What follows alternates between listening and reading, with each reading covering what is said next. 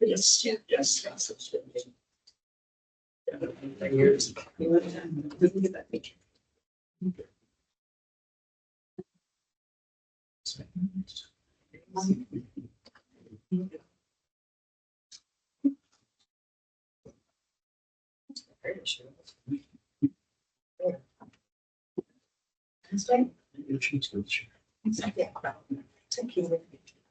Has a baby Fridays. So like the break.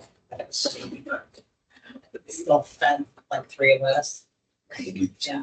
Wahlburgers was there. I didn't try that though. Good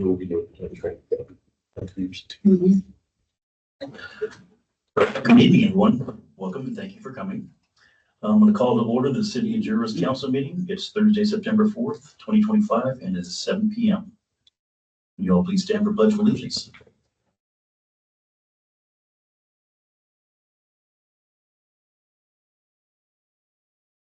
I pledge allegiance to the flag of the United States of America and to the republic for which it stands, one nation, under God, indivisible, with liberty and justice for all. Thank you. Have you been? Good. Start with roll call from the left, my left, please. Councilman Geddes. Here. Councilman Wright. Here. Council President Wright. Here. And Councilman Geddes. Here. Here.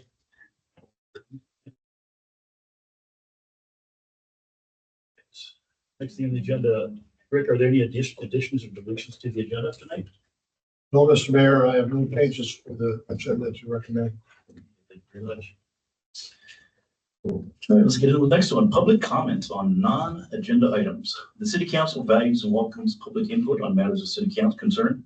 Please address the council as a whole rather than individual council members. The council may direct staff to resolve the issue or schedule the matter for further council discussion. Public comment is limited to 3 minutes per person with an optional 2 minutes for council questions and answers. If you wish to address the council for any reason, please come forward to the podium and identify yourself with name and address for the record.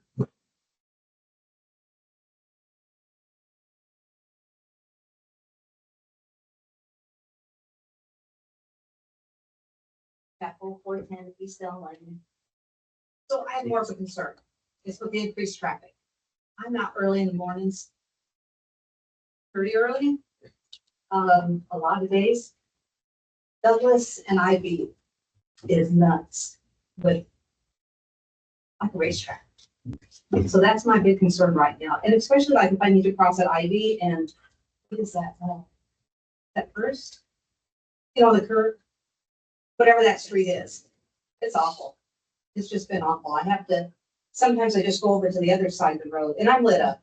My dogs have collars. I have lights on.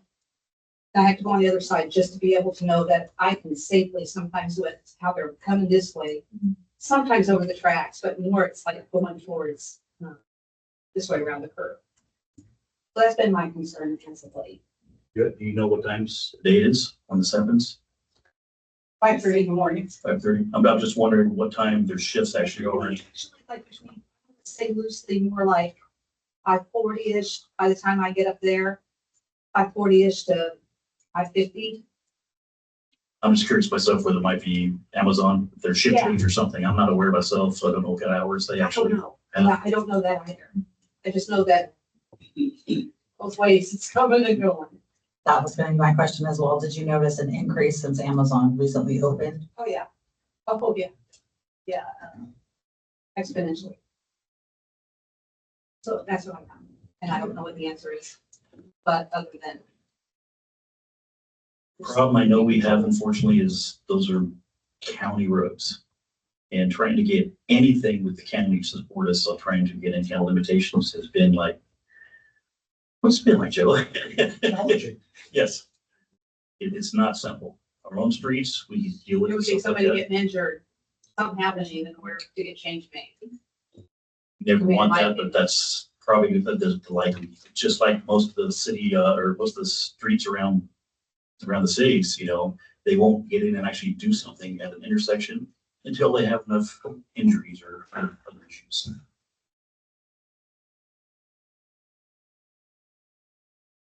Appreciate you helping with. We'll love to. Thank you.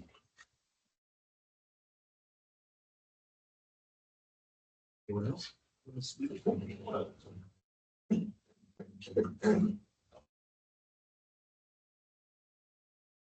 Bill Johnson, 188 Eastford Drive. We talked to some people in this room are probably aware.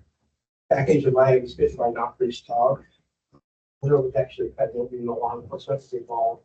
There's been a problem with this thing for a long time. I walk around town all the time.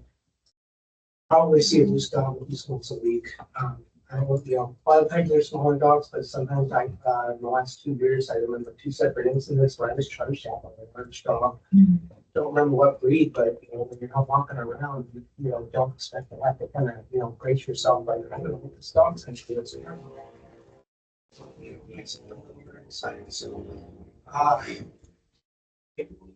Strict about these dogs in this town. It seems like it's always like, oh, well, we gotta, report it after the fact and hope that somebody does something.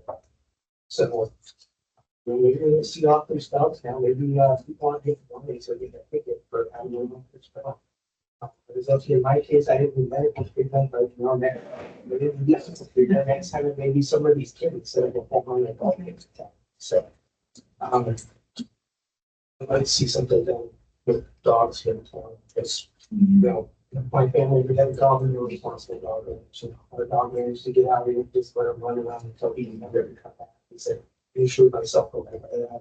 So, the other item I was going to talk about, what she already mentioned about the increased traffic. I'm not out as early as she is, but I'm more concerned about the increase in large vehicle traffic, like semis coming through town.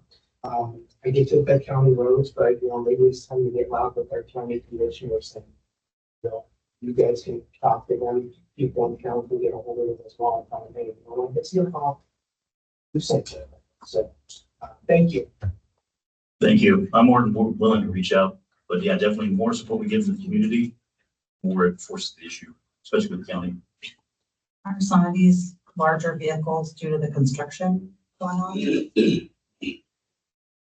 They're usually heading through town and not stopping. As for the dogs, I can definitely agree with that one. We, our neighbor came over the other day and let me know that her dog was attacked by 3 smaller dogs. Luckily, she's a good dog owner and she was able to keep her dog at bay from tearing the little guys up. Oh. But again, we need to start looking at better ways as residents and even the city is trying to help curb this issue. I agree.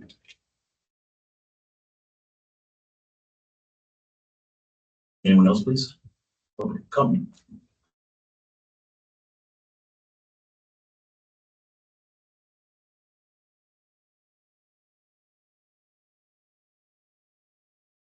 All right, we will move on to the next item on the agenda list, which is the consent calendar. For the approval of minutes for City Council meeting August 7th, 2025, and the City Council work session we had on August 21st, 2025. Does the council have any questions regarding this?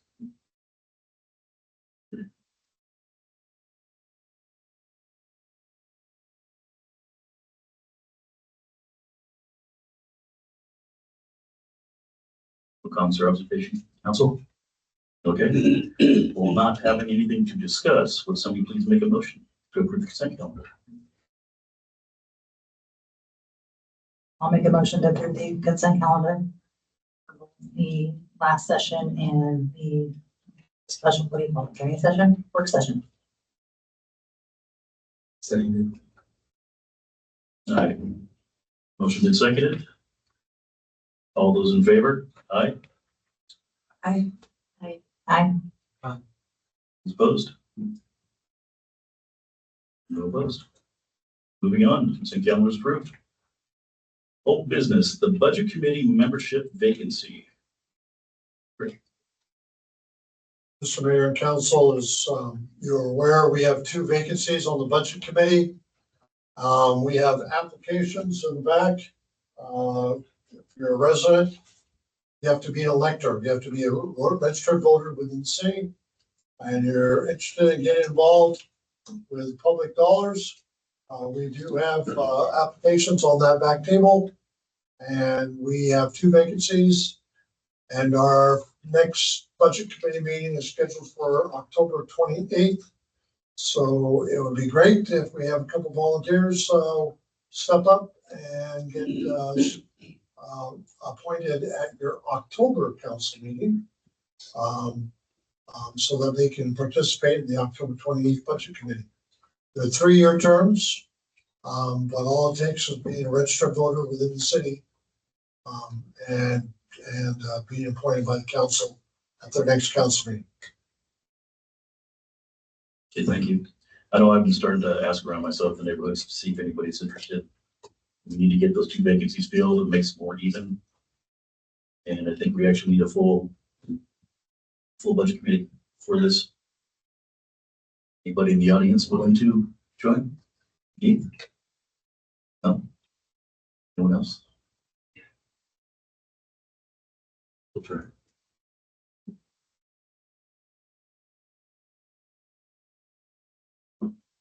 All right, next item on the agenda will be the public hearings. The city council will hold public hearings and make a final decision on the following files unless a request to continue is received. A, major variance file number VAR 2025-04. Jervis School District requests city council approval of a height variance for a freestanding electronic message sign to be 20 feet 5 inches tall, exceeding the 10-foot height limit. The sign would be located near the baseball fields facing Portland Road northeast, Highway 99 east. Discuss these individually, or that's the first one, right? Okay. We have the script in some. Scripts, level scripts.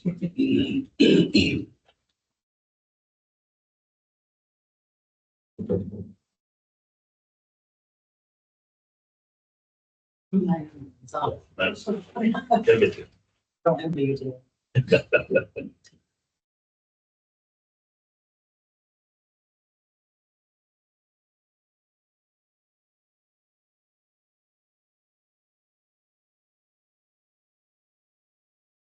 There's some sequence.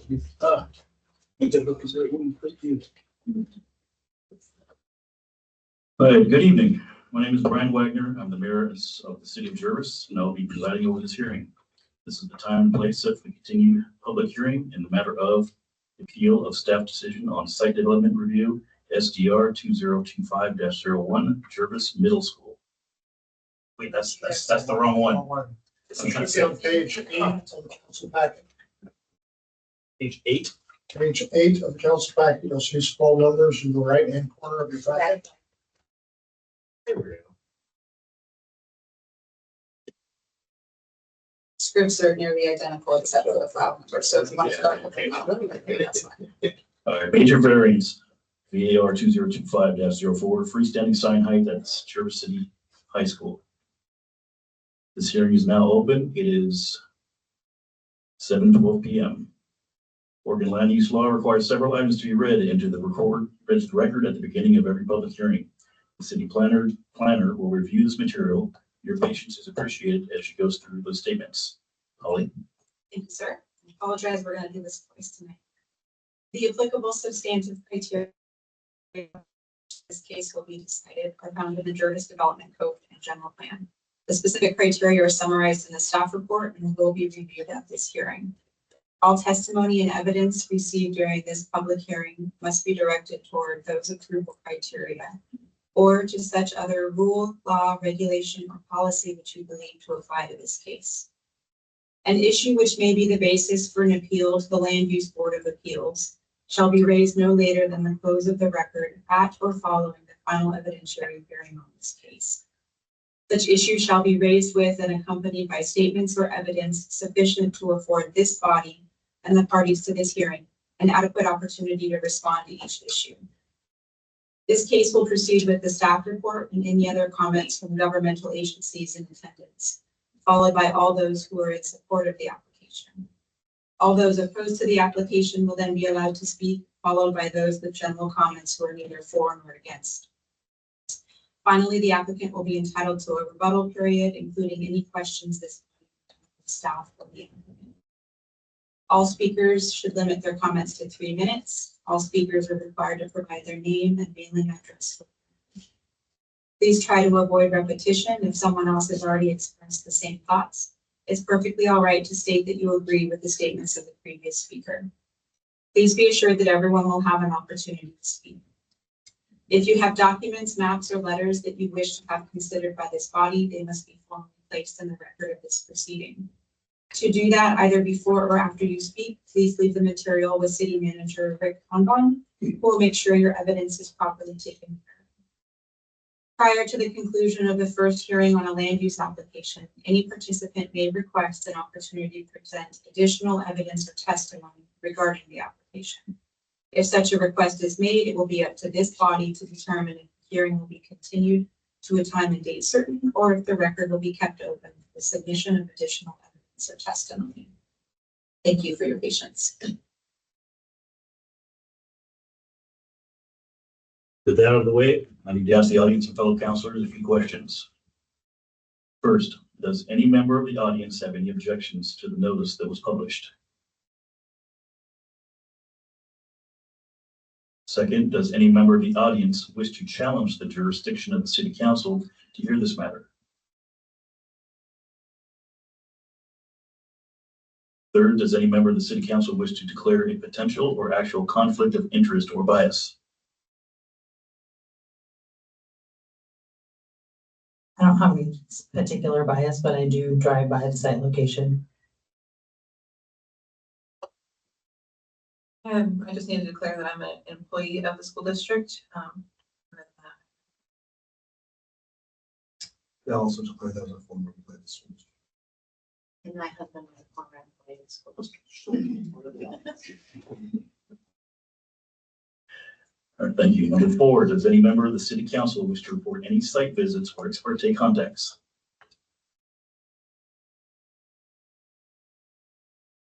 And lastly, does any member of the audience wish to challenge the impartiality or ex parte disclosures of any member of the city council?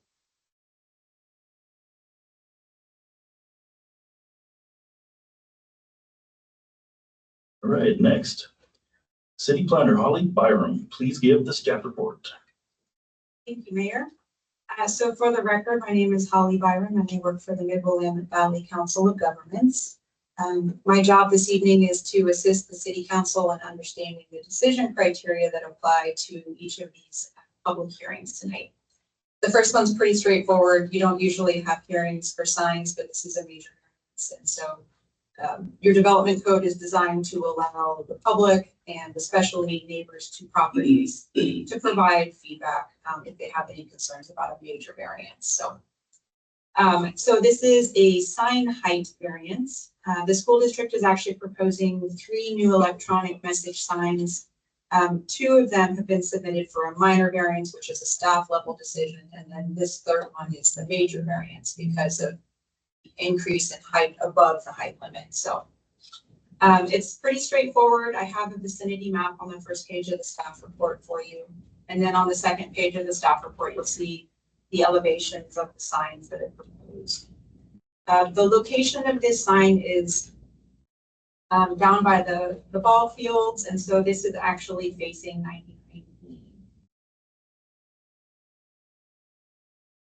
For sign variances, there's a special set of criteria that's different than the standard criteria for variances in your development code. And those are included in the staff report here. The first section of decision criteria comes from the sign section of your Jervis Development Code, which is chapter 17.68. I will note that the way that your development code addresses signs, there's kind of a residential category and then there's a non-residential category. So you'll see that this section of signs, they identify the commercial zones and the light industrial zones. It does not specifically identify the public facility zone, but it is in this category. You certainly wouldn't want to place it in the residential category. That would not serve this site. So the issue that we are discussing this evening is the height of the sign. Sign heights generally are limited to 10 feet in Jervis city limits. The applicant is proposing 20 feet, 5 inches. And with the sign variance criteria, the applicant basically has to demonstrate that there's some kind of an unusual circumstance that warrants or justifies this major variance. In this case, it is facing 99E, which is a much larger, wider, faster, heavier traffic facility than you see in the rest of the city of Jervis. And so that is the justification for the increase in sign height here. The applicant also has to demonstrate that it's not giving them an unfair advantage for advertising.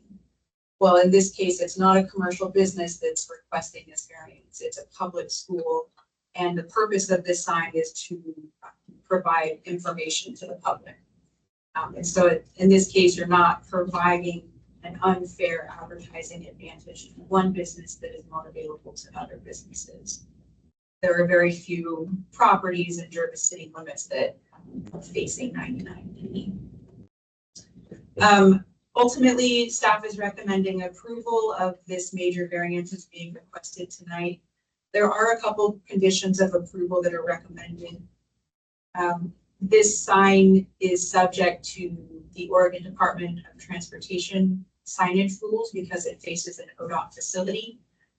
They were given an opportunity to comment on the application, and their comments are included in Exhibit A. Essentially, what they've provided is just the Oregon revised statute language for outdoor advertising signs. It talks about how bright the electronic signs can be, how quickly the message can change over, just to ensure they're not flashing and causing a traffic distraction. So pretty straightforward information there. The other conditions of approval simply require that sign permits are to be secured before the sign is placed on the property, and that in addition to the city sign permit, they also get structural and electrical permits from Marion County. Then there's an approval period and then a time extension available if they need it. So all pretty straightforward. Staff's recommended motion is located at the bottom of page 5 of 6 of this staff report. I think your packet has different page numbering, but the motion is to approve the major variance file VAR 2025-04, adopting the findings and recommending conditions of approval contained in the staff report.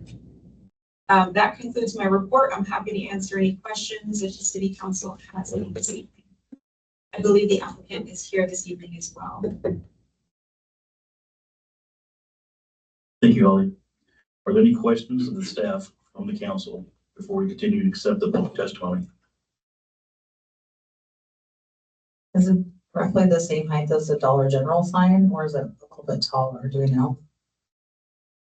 I think it is the same height. I didn't find the Dollar General sign.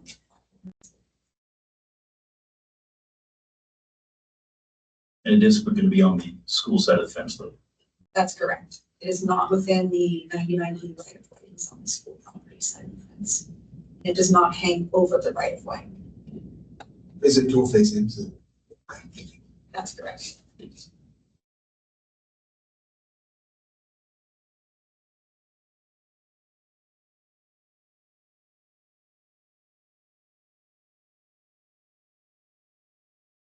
Any other questions? Not seeing him. We will now accept the applicant's presentation regarding this file.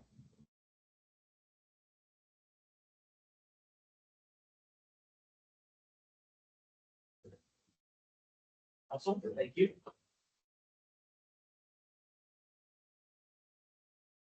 My name is Sam Huck. I'm a land use planner with 3J Consulting, representing the applicant, the Jervis School District. For the record, my address is 9600 Southwest Magnus Avenue, Beaverton, Oregon, 9700. I don't have a formal presentation today. Up here in a little bit, the second public hearing, but just wanted to thank staff for their staff report and that presentation. We concur with staff's findings And the district is happy to accept those conditions of approval. And we just want to say thank you and appreciate your consideration tonight. If you have any questions, I'll try to answer them. I have some help here too also. Does anyone on the council have any questions for the applicant? That's much. Thank you very much for coming.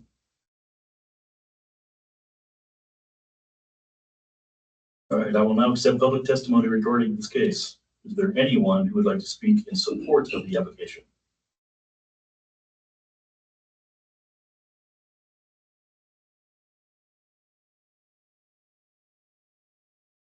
Not seeing any. Moving on.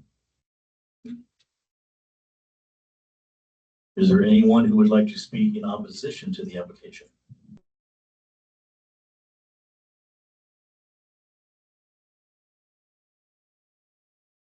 Is there anyone who would like to speak neither for nor against the application?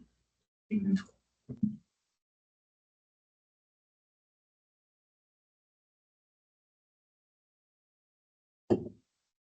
Maybe the same. Michael Johnson, 188 Eastford Drive. My question, I guess, is the school district already has a sign. It's been there for years. My family played a lot of bingo and I get paid for that sign. So it kind of seems to me like having a sign out facing 988 is going to be more, you're advertising to people that is probably most people come by and it's not relevant to. I'm not necessarily opposed to it, but it just seems kind of.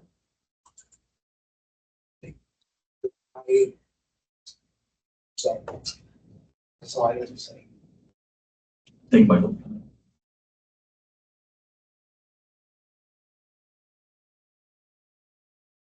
Good evening.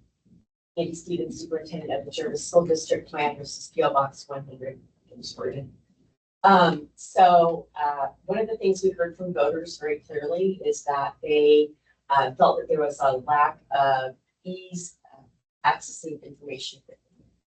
Both in Brooks area, which we are trying to get a sign there in Brooks so we can run information, but also as people are traveling up and down Highway 99 as they're going to the outlying areas where our students live. Just having this sign at this height facing both directions, or slowing down or trying to gauge how quickly the sign rotates, will just provide an additional piece of information to our patrons and community members so they can maybe participate in what's going on in the school district and have more of a community, a sense of community with regard to the district and what happens. Thank you, Debbie. May I ask you a question? Of course. Is this new sign to replace the existing one that's out in front of like the middle school, high school area? That one will be knocked down because that will be. So, the three signs that we're proposing is this one you're considering tonight. And then the old high school sign, which is not electric, it's just the old, take the letters up in there and all that. And then, of course, you notice the elementary sign that's learned the day after the bond passing. So we'll be replacing that. Still three signs, but the third one is just an. I also have a question. Yes. When I think the sign, I really think of like advertising things like back to school, possible sporting events. Is there anything else you can perceive you put on there besides that kind of stuff? Well, we would do definitely our food service. Like this summer, we have offered a major food service program. We served, I don't remember, 371,000 meals over the summer. And towards the end, we served more than 1,000 for this last 2 weeks. So that is a good reminder. And then any kind of blood drive, those kinds of things as well. So.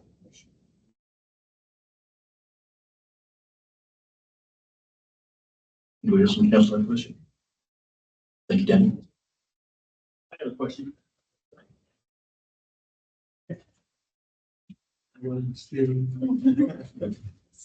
Keith Gillen, 283rd Street.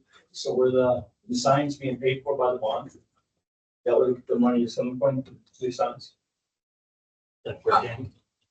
Yes, they are part of the bond project. It was advertised as part of that with the bond project. Okay. Thank you, Keith. Any other questions? Not seeing any. Would the applicant or their representative like to respond to any of the testimony? Is that already enough? Yeah. Thanks. Making sure. Okay. Do any of the counselors have clarifying questions for the staff? Or yes. Does staff have any final comments in summary? I guess I do have a question, piggybacking on what Mr. Gillian asked. And I'm just putting clarification. Was it advertised when people voted for the bond that we have with the signs, or was that something that was decided by the bond committee? During the bond planning phase and presenting information to the voters, we included that as safety and security measures. So that was one of the safety and security features of the bond. Thank you. No one else? Are there any requests to continue this public hearing? Not seeing any. Before I close or continue the public hearing, are there any additional questions from the counselors or staff or anyone? As a reminder, once I close the hearing, only counselors or staff may speak.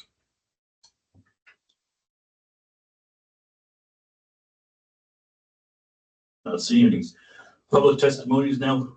Sorry. I guess I have another question is, I may be jumping in that. If we decide to say no, the sign's still going up either way, it's just not gonna be as high, is that correct? Well, from my perspective, I would not want to put a 10-foot sign there because you can't see it.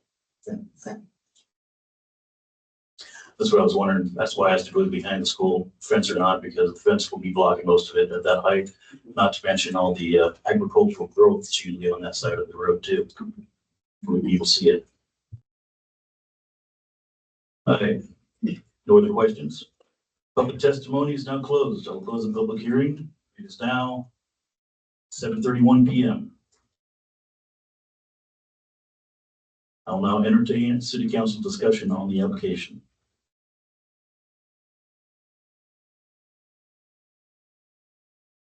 And it's a pretty straightforward variance to our limitation of the 10 feet, so I really don't have any issue with it. I do feel bad about, you raised all that money for the old sign. I would hope that maybe we could find a way to get a piece or save a piece of it for nostalgic purposes.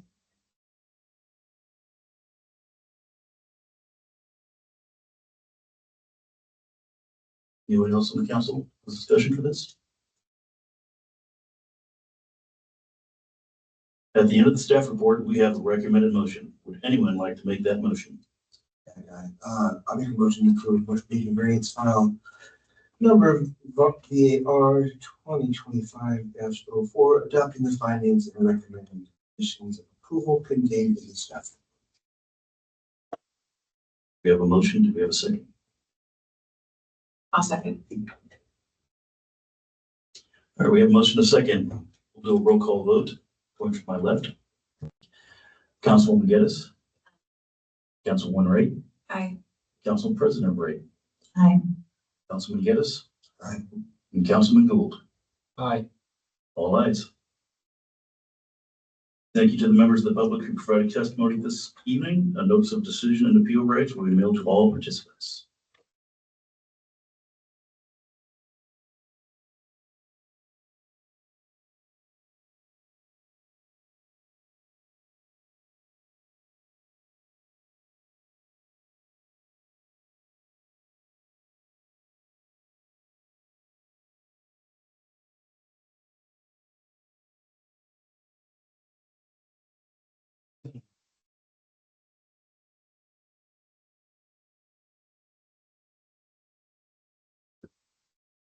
Here we go again.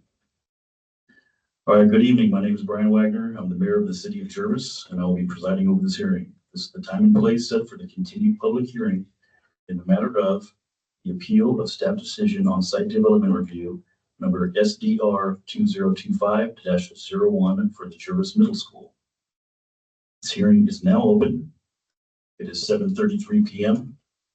Oregon land use law requires several items to be read into the record at the beginning of every public hearing. The city planner will review this material. Your patience is appreciated as she goes through these statements. Holly Byron. Thank you. Heather makes us do the applicable substantive criteria upon which this case will be decided are found in the Jervis Development Code, Jervis General Plan. The specific criteria are summarized in the staff report and will be reviewed at this hearing. All testimony and evidence received during this public hearing must be directed toward those approval criteria or to such other rule, law, regulation, or policy which you believe to apply to this case. An issue which may be the basis for an appeal to the Land Use Board of Appeals shall be raised no later than the close of the record at or following the final evidentiary hearing in this case. Such issues shall be raised with and accompanied by statements or evidence sufficient to afford this body and the parties to this hearing an adequate opportunity to respond to each issue. This case will proceed with the staff report and any other comments from governmental agencies in attendance, followed by all those who are in support of the application. All those opposed to the application will then be allowed to speak, followed by those with general comments who are neither for nor against. Finally, the applicant will be entitled to a rebuttal period, including any questions this body may have of staff. All speakers should limit their comments to 3 minutes. All speakers are required to provide their name and mailing address for the record. Please try to avoid repetition if someone else has already expressed the same thoughts. It's perfectly all right to state that you agree with the statements of that previous speaker. Please be assured that everyone will have an opportunity to speak. If you have documents, maps, or letters that you wish to have considered by this body, they must be formally placed in the record of this proceeding. To do that, either before or after you speak, please leave the material with city staff who will make sure your evidence is properly taken. Prior to the conclusion of the first hearing on a land use application, any participant may request an opportunity to present additional evidence or testimony regarding the application. If such a request is made, it will be up to this body to determine if the hearing will be continued to a time and date certain, or if the record will be kept open for submission of additional evidence or testimony. Thank you for your patience. Thank you, Holly. With that out of the way, I need to ask the audience and fellow councilors a few questions. 1, does any member of the audience have any objections to the notice that was published? 2, does any member of the audience wish to challenge the jurisdiction of the city council to hear this matter? 3, does any member of the city council wish to declare a potential or actual conflict of interest arise? I just need to declare that I'm an employee of the school district. I drive past the site every day. Sorry. Number 4, does any member of the city council wish to report any site visits or ex parte contacts? I drive past the site every day, like I literally look straight at it as I'm turning to go to work. I also drive by the site every day on my way to work. I'm a former employee of the by, okay. I also visit the area too, because I do have a middle schooler and a high schooler, so I do visit the school district. And again, I have a spouse. Nothing, James. I go the opposite. 5, does any member of the audience wish to challenge the impartiality or ex parte disclosures of any member of the city council?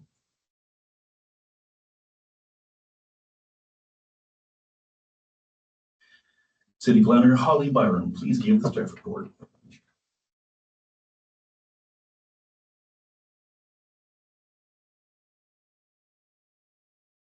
I serve as the contract city planner for the city of Jervis. Okay, so the staff report that the city council has in front of them is pretty lengthy. This evening's hearing is an appeal. We don't have a lot of appeal hearings in Jervis, especially because you don't have a planning commission. So we usually try to iron out all of the details before a hearing is complete. In this case, we have an appeal of a staff level decision. I think staff recently talked with you about how Senate Bill 1537 kind of shook up how cities process their land use applications at a local level, and how we'll need to make some adjustments soon to the development code to comply with that. The message here essentially is that site development reviews we use to process in a public hearing by the city council as first and final decision. However, now they're processed at a staff level. What that did enable us to do was to hold an appeal at the local level, not have to take an appeal to do that. So that is a benefit here. In your staff report this evening, there's a brief appeal staff report at the front, followed by the one-page appeal filed by the applicants, and then the original staff decision following that.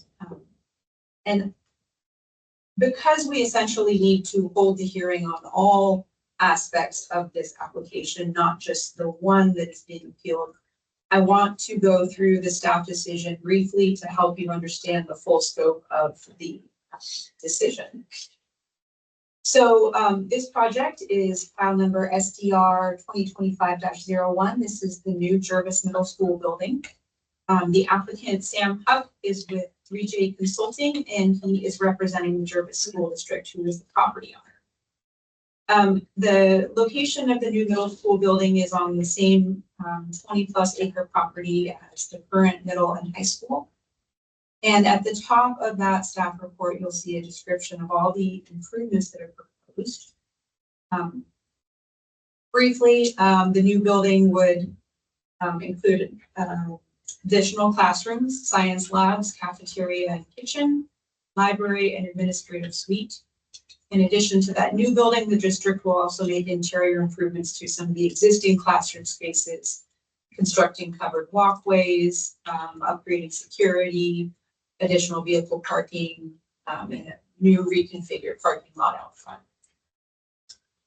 So there's quite a bit here in the scope of this review.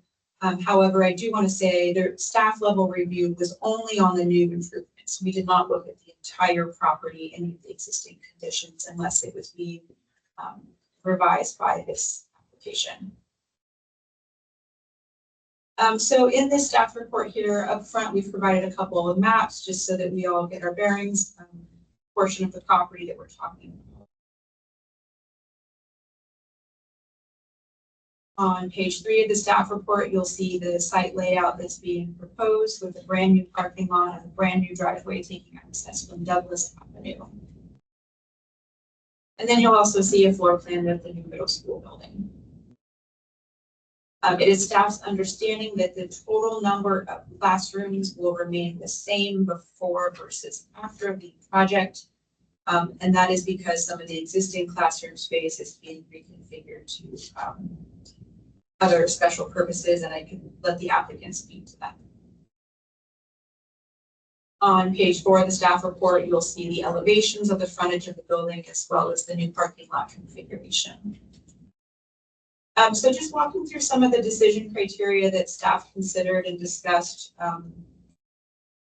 The first part is the public facility zone, and you'll remember that this property was recently rezoned to public facility from a residential zoning. This is a much better fit for a public school purpose. So a public school is an outright permitted use subject to a site development review. There are some dimensional standards in that public facility zone, and this includes things such as setbacks and height limits. All those are met with no concerns there. The next section of the review criteria comes from this site development review section. This is Jervis Development Code 17.144. The first criteria this is criteria A, is a pretty large category. This is conformance with the general development standards, chapters 17.48 through 17.96. This is a lot of content. So whenever there are new developments in town, all of these sections of your development code come into play. Just walking through them briefly, the first one has to do with public facility standards. Whenever there is a new development in your community, a lot of our small towns kind of have this mantra of development pays for itself. And what that means is that development is required to provide certain public improvements for the benefit of the community. This includes things like streets and sidewalks and streetlights and fire hydrants, water and sewer pipes. And these are just kind of public improvements that are required. So this is that section that includes all of these different public improvements.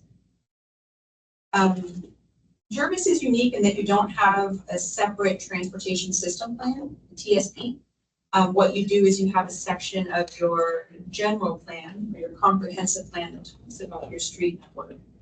And what that comprehensive plan tells us is that Douglas Avenue is an arterial classification street. And in that, it talks about the priorities for arterial classification streets. This applicant provided a transportation impact study in their application package. And what that was a study by Lancaster Mobley, which is a transportation and traffic engineering firm. They went out and they studied the normal traffic patterns on the site, and they studied the performance of the intersections that could be impacted by this project. I've included the bullet points there that talks about their findings. But essentially, they made no recommendations for any type of mitigation. The intersections were all going to be performing reasonably well. What we know about Douglas Avenue is that you have full width paved vehicle lanes in both directions, east and west. You have varying widths of bike lanes on the north and south side of Douglas Avenue.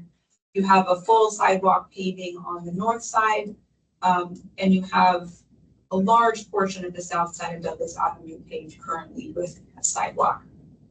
There is a gap missing in the sidewalk or the pedestrian facility just immediately in front of the high school itself. I've also included some language in here from the Jervis General Plan, which talks about the importance of providing safe, efficient circulation system for vehicle users, pedestrians, and bicyclists, as well as providing the construction of pedestrian facilities where they're parking. Chapter 17.52.030 is where it talks about the general provisions for streets. What I would like to highlight in this section for you is underlined in your staff report. And this is simply that development proposals shall provide for the continuation and connection to all streets, bikeways, and pedestrian facilities.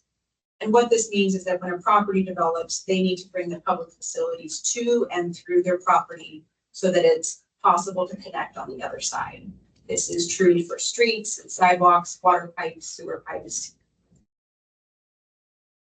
And so that part of this is important here.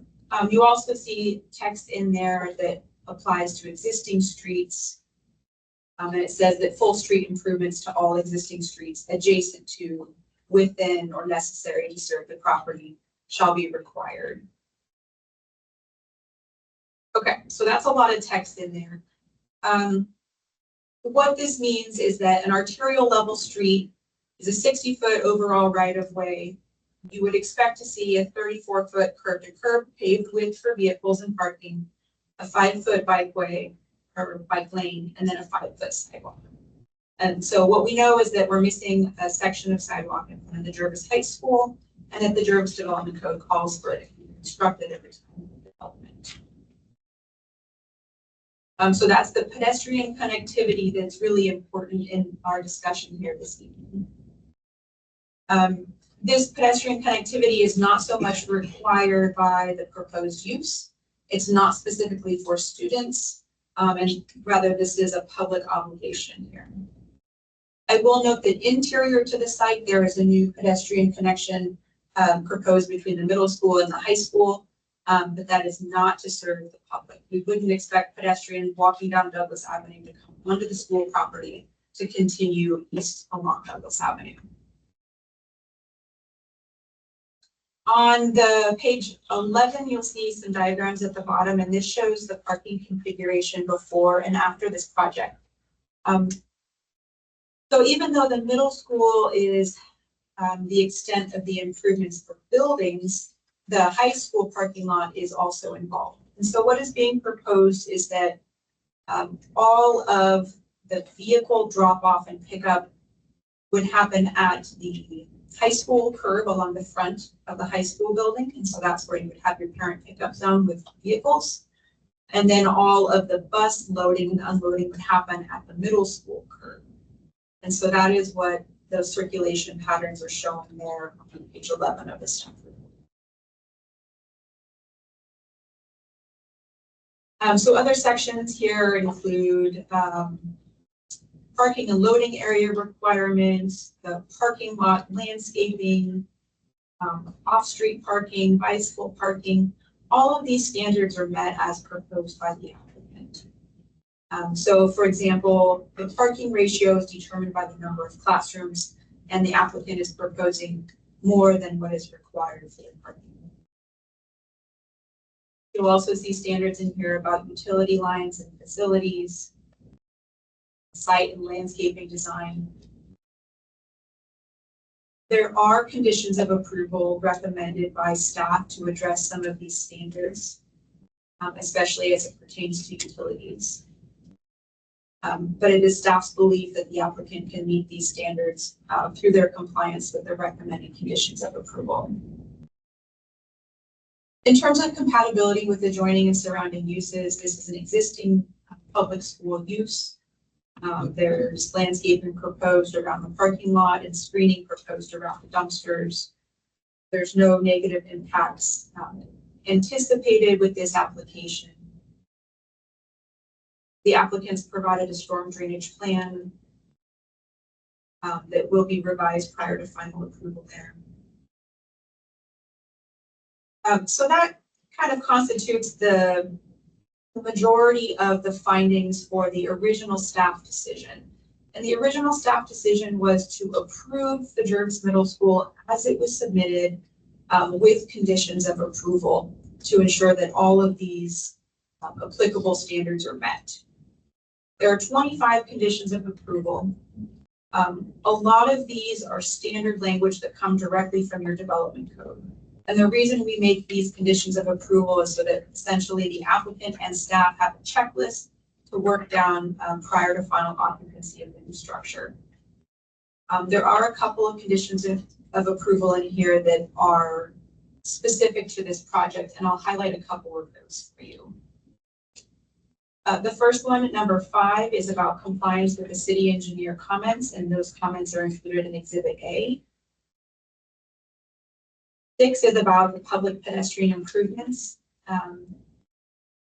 Rather than requiring full sidewalk facility for the missing section along the high school, staff had extensive conversations between the city engineer, Public Works, Marion County engineers, and the applicant about what that pedestrian connectivity could look like.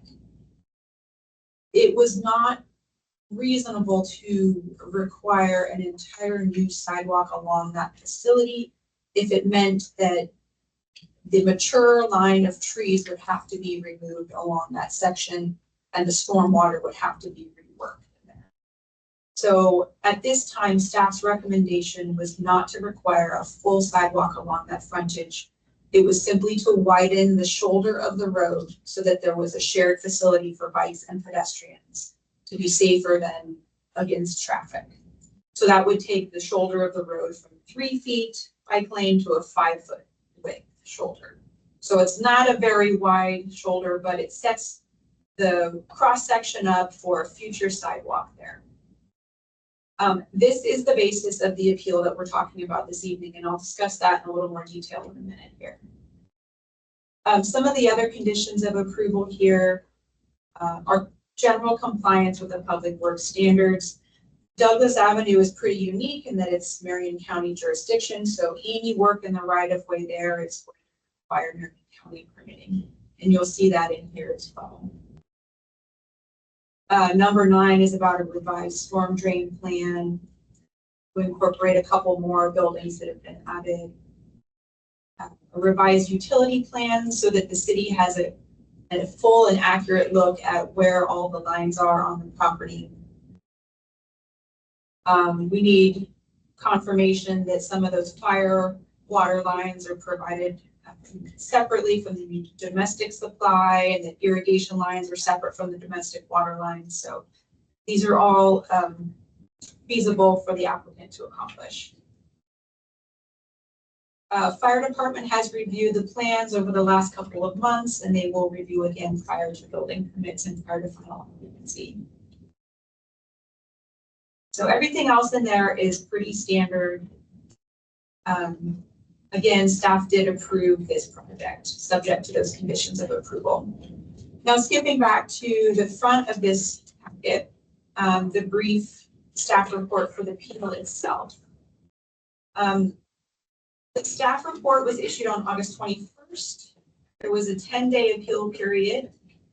On that very first day, August 21st, the applicant did submit an appeal, and the basis of the appeal was condition of approval 6A, which requires the applicant to widen the shoulder of the pavement from 3 feet to 5 feet for pedestrian connectivity. A staff level decision gets appealed to the city council, and that is the purpose of this hearing here this evening. What I've done is just provided some bullet points about some of the findings related to this particular issue here. When you look at the cross section of Douglas Avenue, there's not a lot of extra room to work with there, and so staff feels confident that we found the least invasive recommendation in terms of impacting those mature trees and the stormwater in that area. And it also is the least cost configuration of that location. Just ballpark estimate, the cost of this project is similar to what you might find with a single family dwelling installing a new sidewalk along the full frontage of their property, which is required in Jervis. So it's not an extraordinary expense in terms of the cost of development. So staff does recommend that the city council this evening uphold the staff decision by approving this project, subject to all the findings and conditions of approval in the original staff decision, and also the findings in this appeal staff report as well. It is staff's understanding that the applicant is here this evening, and they would like to speak to the city council, of course. The appeal that they've filed talks about the disproportionate burden of this improvement, but there are no numbers provided to support that cost in relation to the overall project proposed. So again, it is staff's understanding that this is reasonable and appropriate to provide this pedestrian connectivity across the frontage of the. That concludes my staff report. I'm happy to answer any questions now, or we can answer questions after we hear from the applicant this evening.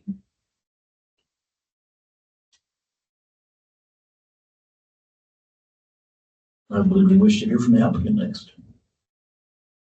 As a part of your staff report, you also have the opportunity to hear from other staff in attendance. So you have Public Works, City Engineering, and City Manager here this evening. I don't know if any of them would like to make any comments.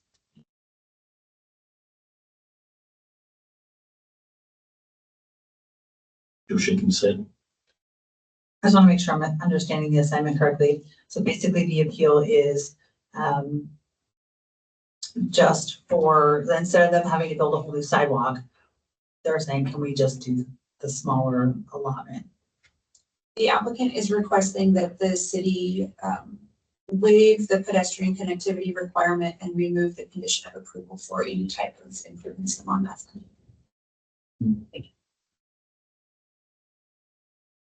I have a question. It said instead of grade 5, they would still make it bigger though, right? The shoulder. Staff's recommendation is to widen the shoulder from 3 feet to 5 feet, just asphalt. Right. Like a wider shoulder that could be a multi-use path. The applicant wishes to remove that condition of approval.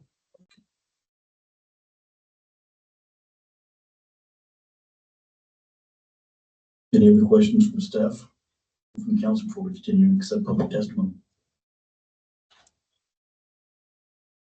The city engineer is here. I'm not sure if he has anything additional to add. Here, if you have any questions, I think Holly has formed the staff report and reasons. Thank you for coming. Thank you, Ollie. I will now accept the applicant's presentation regarding this file.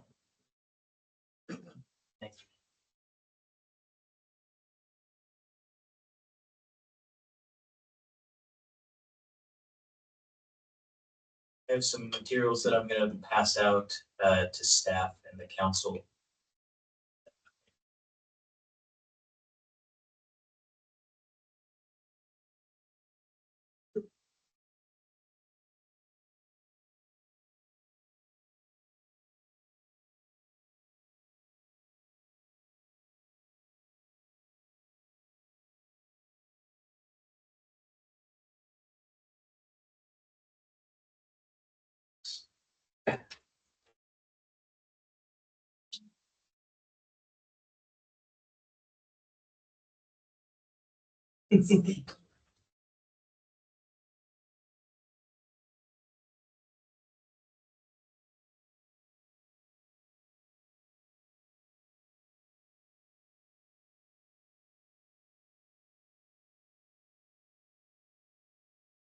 Thank you again, Mr. Mayor, to the councilors. Again, my name is Sam Huck. I'm a planner with 3J Consulting, representing the school district tonight. My address is 9600 Southwest Nimitz Avenue, Beaverton, Oregon, 97008. Want to start off by thanking staff again for their staff report on the original decision, as well as the appeal. As noted by staff, the appeal came quickly and we're here pretty quickly. So I wasn't able to give staff this written findings before. So I appreciate that we're all kind of seeing what we have to present and kind of make our case here in real time. So thank you for your time this evening.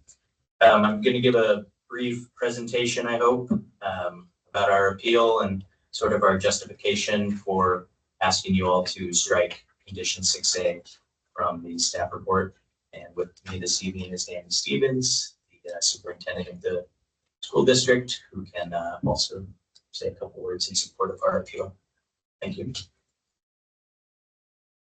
So if you go to the first page, this is just some photos of the current conditions along Douglas Avenue. You see we have some mature trees there, the shoulder there with the fog line. Currently, the asphalt pavement on the other side of that white fog line is approximately 3 feet wide. So then the next one writes out condition A as written. And we're specifically only appealing this decision because of this condition. We're very happy with the rest of the staff report and accept all of the other conditions of approval. It's just sort of this element we would like to focus on this evening. So again, our main focus for this is to ask you all to remove condition 6A from the decision. The next page, this is sort of a little bit quick mock-up of what this would look at like if 6A as written were to be constructed. I've kind of just put a gray extension of 2 feet on the asphalt, which would just basically make this shoulder a little bit wider, creating a total of a 5-foot shoulder, which is as written in the staff report. So really to get to the heart of why we think this appeal is justified, we basically concluded that this condition doesn't make sense for the proposed development. And we don't think it makes sense for this community as a whole. The first point to highlight is the disproportionate cost burden that this would have based on what is being proposed in terms of change to the site. This condition would require physical improvements, and that meaning construction, but it would also trigger sort of a cascade of professional services and other associated costs with construction. basically, it's not just the construction costs that the district would be facing. Unfortunately, the district can't just go raise more funds. As you all know, there's a voter approved bond, and they're mandated to make the improvements that the voters were promised. And in effect, this means that every dollar that we spend on this, roadway expansion from 3 to 5 feet is a dollar that isn't being spent on improving things inside the school, including classrooms and the other facilities for comfort safety measures that the voters approved. Just wanted to highlight these other costs or these other expenses that would be wrapped up to sort of meet this condition. District would potentially need to get another survey to gather more information, because the original survey for the site wasn't really focused on this exact area. This wasn't a location that was anticipated for construction. A licensed engineer would need to design the improvement plans and stamp those construction documents, or construction drawings rather. Other costs associated with permitting, public permits for this part of the roadway, whether that be city permits or county permits. The construction itself, we had a pretty high level preliminary cost estimate in the last week from the general contractor who's been hired to work on the site, which came in at a range of about $150,000 to $180,000. And that's just for construction of this alone. That would not include then, traffic control flaggers that would need to be out there working. And then potentially, because those trees are right there, we'd likely need to hire an arborist to write an arborist report and then be on site to basically be watching during the construction to make sure that those trees are not negatively impacted, which could, lead to their demise. So really each of these just adds up quickly. And this is what we know would be included in the costs. There is always unknowns with construction. We don't want to remove any of these trees. If one were to need to be removed, especially that one on the furthest east end near the edge of the property, which is technically in the right of way, that would be another incurred cost for the tree removal company. There could be unexpected right of way issues, drainage adjustments that could require further engineering, maybe utility conflicts, all of these increased costs. So it's difficult to predict the budget with certainty. And like I said, any dollar spent on this is a reduction in funds available for classrooms and facilities. Moving on, this sort of legal argument that we'd like to forward is based on a U.S. Supreme Court decision in 1994 called the Dolan versus City of Tigard, also in Oregon.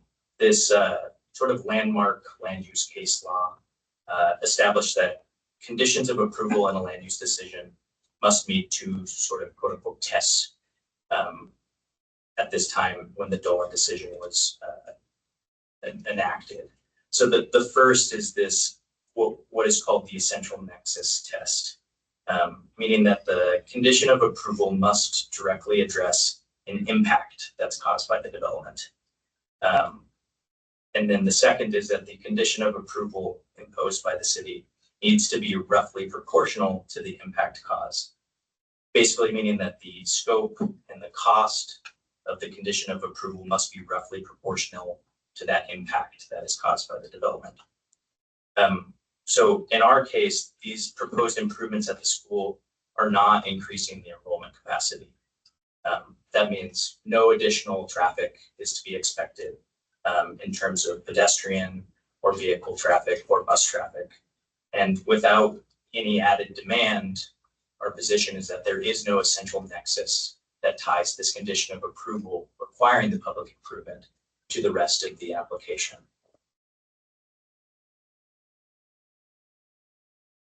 So we agree that, and even if the city sort of takes the position that there is a benefit to the general public, which we've heard from staff, we think that basically due to the cost and the scope for design, permitting, construction, traffic control, all those things I mentioned, that is also not roughly proportional to the non-existent impact that will be borne by this development because of no increased trips, which is related to no increased enrollment capacity. The next thing we want to bring up is connectivity. And we think that this condition should be removed because it doesn't make sense in this area. It's not a practical and safe way to provide connectivity right on this Douglas Avenue frontage. The widened shoulder would kind of create a linkage to a site that also doesn't have pedestrian connectivity. Moving towards the former fiber fab site that doesn't have a sidewalk in front. That site could develop someday or redevelop someday, but the sort of current conditions out there that we would be dealing with would potentially force students into an unsafe situation. So throughout this process, we looked at the whole site as with the middle school and the high school, and we really hammered down what we thought was the safest site design that would cause the fewest pedestrian and vehicular conflicts, where students and staff and other community members would have to cross an area where a car would be driving into. So we think that with this condition of approval, it would only create another conflict or potential conflict. So to illustrate that point, I'm now looking at the page that has the aerial view, and then below it our plan view. The top photo shows these current conditions, and as you can see from the middle school site, there's the crosswalk at Black Walnut, and then the sidewalk kind of curves down, and then you can see multiple conflict points as it currently is, where drivers would pull into the shared driveway and then go to the middle school driveway or to the high school area. So I kind of wanted to just frame what's currently there and then what we're proposing, which again, we spent a lot of time trying to make the safest that we could. So we tried to address this exact problem and create as few conflicts as possible between buses and pedestrians, which you can then kind of see on the site plan with the colors there. Green is proposed bus circulation, which you can see would be in the new middle school lot. And then the pink is car circulation, which for parent drop-off would be in the high school lot. The middle school has something too, because staff. And then the blue is basically the pedestrian routes. You can see that with the new blue pedestrian connections, it's a lot more safe than what the current conditions are. There's safe passage from all of the existing sidewalks to both schools on new sidewalks or extended sidewalks on site from both directions that connect very well to that crosswalk at Black Walnut. Adding in another connection point, like if you could imagine a blue line along Douglas Avenue there, just could create potentially at least 2 new vehicle or pedestrian conflicts, which we don't think is a great idea. Moving on, the next one we wanted to discuss is, alluded to the safety part of this. We think that this condition would result, as I mentioned, in this wider shoulder, and it could potentially create a new place for parents to drop off their kids, which is not the intention of this widened shoulder. That could create not only an unsafe condition for the kids getting out of the car, who would then have to cross the parking lot area in the high school, but then it's also unsafe for the cars pulling off, potentially trying to get back onto Douglas, right at that intersection. The next thing I kind of mentioned would be right where the path would stop is sort of at that circular bush shown in this next picture, which is at the former fiber fab site. Encouraging students to walk right into this sort of loading zone area. And then if they continued down to the highway, then they'd be crossing the street at the highway, which is also not a safe place to cross. So really the way it's working right now, where students are crossing at that flashing lighted intersection at Black Walnut, is really been identified not only in the safe miles to school. But in our traffic analysis, as well as our designs, is the safest and best place for students to cross. And then potentially the most unsafe possibility would be if this widened shoulders would then just encourage students to sort of frogger across Douglas Ave to get to the Dollar General right there. And we don't want to encourage that as well. So just kind of to wrap up and summarize, we're trying to invest in this meaningful improvement with the bond for the school sites. And these improvements, again, they don't increase enrollment capacity, they don't add new traffic, they don't add new pedestrian demand. We think that this one condition of approval goes beyond what is proportional. We don't think there's an essential nexus, like I discussed. And we think that currently the proposed pedestrian and roadway network that we put in our original submittal with the lines of pedestrian and car and bus connectivity, we think that really works in school and serves the school site really adequately. Ultimately, we don't think this condition of approval is a meaningful step to help the students or the public who will be using this site. So our ask is to strike that condition of approval and adopt the rest of the staff report as written. I included a proposed council motion if you so choose to go that direction. I see we have the city attorney here, and if staff want to weigh in on sort of like if this was written correctly, I'd be open to hearing their thoughts if that's what you choose to do. But I know Dandy also would like to say a couple things. So again, thank you for your time. Thank you.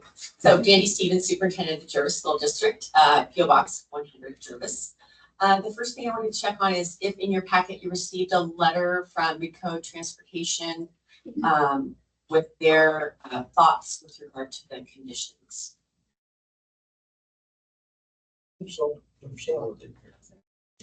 I do have one. So the document that you're being handed is provided by Midco, signed by the regional manager of that company. And they go through an outline. I believe that the transportation company emailed it to the city, so I can check with them. I know, so I apologize for the faint font or printing job. But anyway, they had some very poignant comments about how this doesn't achieve the goal of pedestrian connectivity, but just increases the hazards of that connectivity. And so I'll give you a moment to look at that. And then the next piece that I wanted to share with you is the joint report that the district and the city commissioned back in 2020 with regard to safe routes to schools. I don't know if you've seen this report, but it outlines the various areas in all three buildings along Douglas Avenue and safe routes to schools.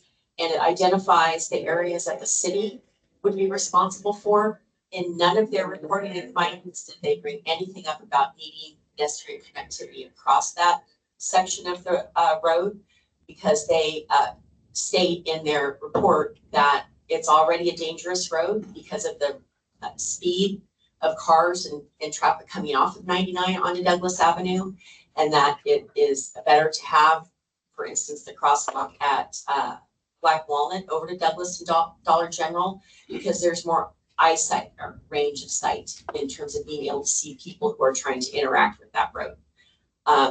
Proposed expanded shoulder is going to be quite expensive, because remember, we're different than residential construction because we have to pay prevailing wage. So it will be significantly expensive. At the same time, when you look at where the proposed expansion is, that ground is sloped.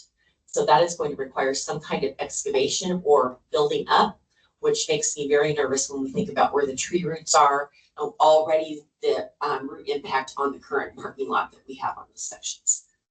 The other pieces that we we're always concerned about student safety and frankly, community safety. We bus kids across the railroad tracks because we don't want our kids walking across those tracks. And so clearly we would not be opposed to something that improves safety for our students and their parents as they're trying to walk to school or get to school. But a sidewalk to nowhere does not do that. You're going to have a sidewalk ending at the old fiber fab area that has 3 loading docks there. And so already, I don't know if any of you were around when fiber fab was in construction or in operation. I was. Those trucks coming in off of 99, trying to pull into the loading docks, it was tricky in terms of navigating that. That would not be something that we would want, I don't think, any community member walking towards because of the possible accident and injury. At the same time, because the fiber fab building is abandoned, I'm sure you've all noticed that occasionally we get homeless people camped out in those loading docks in their cars. There is a lot of potential criminal activity that comes in off of Highway 99, and they try to access people in that area. I think that having pedestrian access or connectivity in an area that is difficult to supervise and control is not a good choice. I think the other piece of that is, you have codes, district has board policy, and other agencies have other kinds of governing tools to help them make decisions. But what we know is that those are created so that we have a starting point to make good decisions. And we can't possibly write a code or a policy that covers every single situation. And that's why we have the ability to appeal and make considerations for unique situations. This is not in the middle of a neighborhood.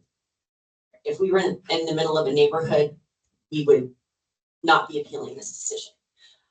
But when you think about where the school is constructed, and again, in 1965, I wasn't born, so I don't know what the conversation was with regard to why we placed a high school there. That would not be a place you would put a high school in the 21st century.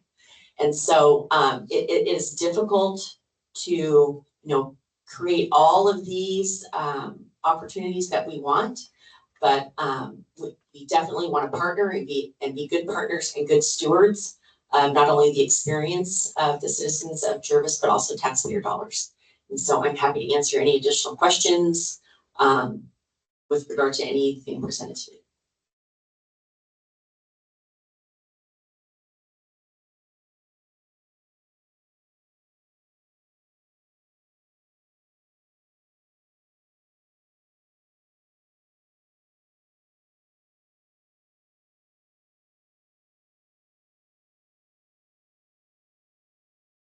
A lot of information to go forward. New information too.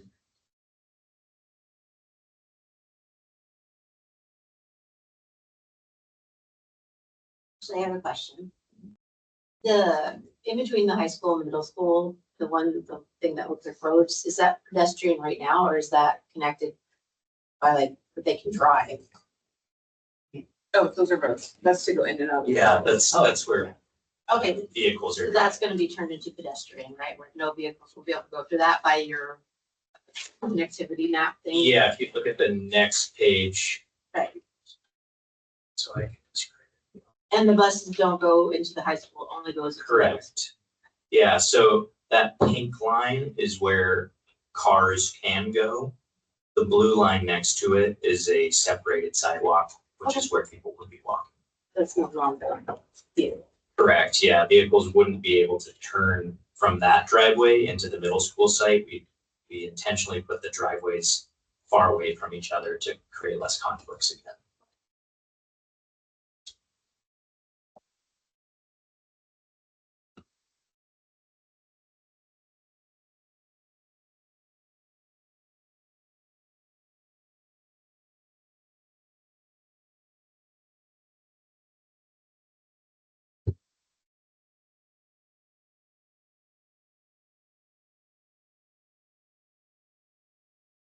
I know it's gonna be an odd question, but Joe, are these trees a part of our our tree city?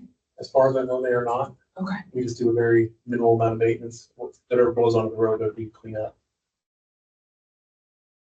That's kind of my question as well. If something did happen to the trees, isn't that the school's responsibility to pay for that anyways? Could you be more? Sure, specific? so like a storm came and knocked out half the tree into the parking lot of the high school. That's not something that the city would have to go pay to have taken down or fixed or whatever, correct? That's correct. Yeah, the trees are on the school district property.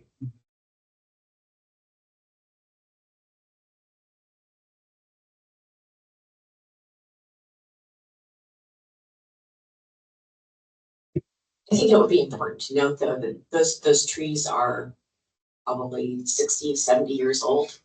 And we know with the last ice storm that happened that, you know, things can go sideways pretty quickly. But, you know, making sure that we have a tree protection plan and that we're not doing anything to hasten the demise of the trees is probably important as well. And that's why we'd have the arborist to tell us what we would need to do. I have a point of order question.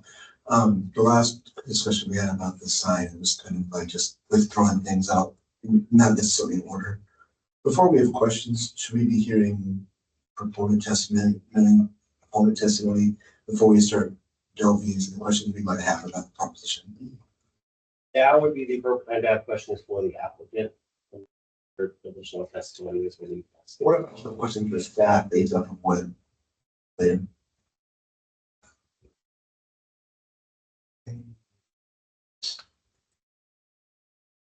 For those of you who don't come to council meetings, I often have many questions. Yeah, so I wouldn't wait. Somebody else question about it because I have probably about 10. Does anyone else in the council have any more questions for the applicant at this time? Okay, thank you, Sam. Thank you, Danny. No, I do. I want to know what's going on. So I'm looking at this map, this one here, and you said a lot of things in that presentation, and some of them didn't quite make sense to me. One of the things that you had said was it's best interest of the public, and that's a pretty bold statement. I'm looking at this parking lot for the middle school. It has, I believe, 39 parking spots, 38 parking spots, roughly. It formerly had 16, 20, something like that. 24. Yeah, so I don't understand how we can say there's not going to be more increased traffic and more increased things for making more parking spots. Because everybody was parking. Well, we've had plenty of parking spots at the high school, and so middle school people would park at the high school just walk. Are we removing parking spots from high school? No, but we have more. So would it be fair to say you were having more parking spots? Actually, we are removing spots at the end that is butting up against fiber fab. We're not having stuff there Correct. There are spots being removed from the high school side. on the back side. How many? I don't have that number off the top of my head. We can look up our original plans and get that to you. Hopefully by the time that we're still in this public hearing, I'll do that right now. The intention was to be able to provide enough parking for all of the middle school staff, you know, right in front of the middle school, which currently there's some spillover right now to the high school. Would it be fair to say you expect to have more parking than before? I can't, again, I don't know the net like increase or decrease right now, but I'll look for you. Okay. One of the things that was said was that there's no need for this as opposed to prior. Nothing has happened. And I think for the last 3 council meetings, all I keep on hearing is we have increased traffic. We have increased traffic. We have increased traffic. And to say that there's not a need for that, I'm looking at this road right now and I'm worried about kids on the current iteration getting hit by cars. And we're saying, hey, let's get 2 more feet so there's more room for them. And you're saying there's no need. I'm a little lost. Yeah, I guess our point of view is that 2 extra feet is just a shoulder, and it would look basically like an extended bike lane. Wasn't the proposition, was it for bikes and pedestrians? Wasn't that the proposition? Yes, yes. Whether or not that's a safe place for pedestrians, I think is sort of the angle we're coming from, is that it doesn't really provide that safe area for pedestrians. So the extra 2 feet wouldn't provide safe space for pedestrians, but we made the jump that suddenly that 2 feet will make people go across the street more to the Dollar General. It doesn't really make sense. I can answer that. Please. So if you look in the letter that was provided by Midco, you can see that they have already had problems with parents lining up against those trees and their kids are going through the parking lot and hopping into cars on that road, on Douglas. And so, if you then widen it, then it allows them to get further off the main road to continue that behavior. And we don't want that. So you're saying they're already doing it and then widening the road would make them do it less? It's already happening.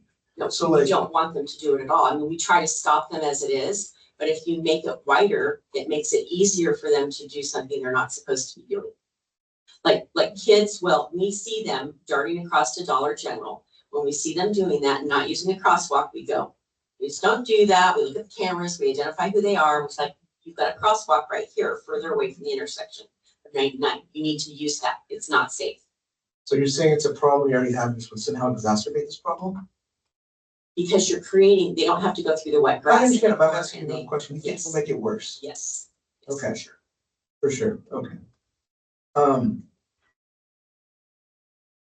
Yeah, I guess I keep on thinking that we have, I mean, the idea that we won't have a higher population of students in this elementary or high school or middle school. Spits in the face of what reason some people voted for the bond. And we all know we're gonna grow, whether we want to or not. I feel like, I guess I have some real kind of pushback to claim that it's not in the best interest of the public to have more space for students to walk. And I guess I'm really looking for you to substantiate that for me, because it doesn't make any sense. Where are they going to walk to? Where are they coming from and where are they walking to is our argument. There's nothing to walk to because none of our kids cross 99 to get home. We bus them. And there's no, I mean, they walk across to go over to Dollar General.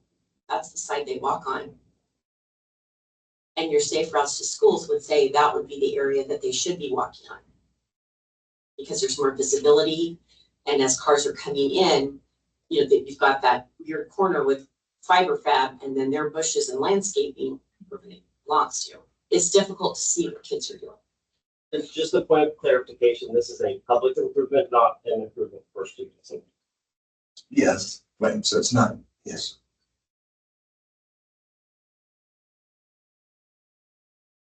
I guess I'm just looking for a reason to. I was looking for justification why we should be doing that in this case, and I'm not really getting it. I want you guys to tell me more than. I guess I have no more questions, I'm sorry.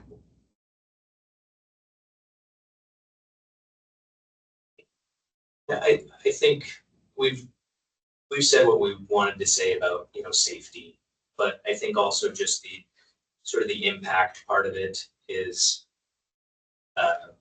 really the code base or the legal justification that we're also trying to describe is that, the cost of it, and I know there's cost of development, but just based on what, again, that should be tied to an impact.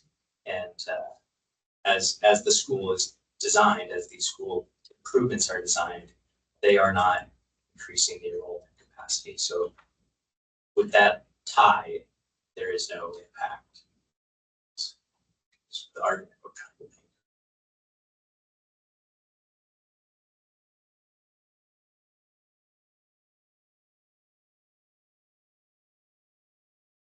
Okay, thanks, everyone. Thank you very much.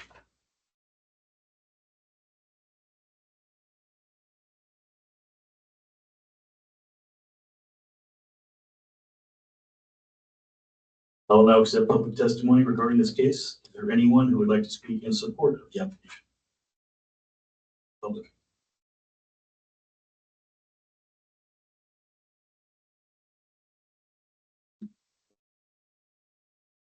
Is there anyone who would like to speak in opposition to the application?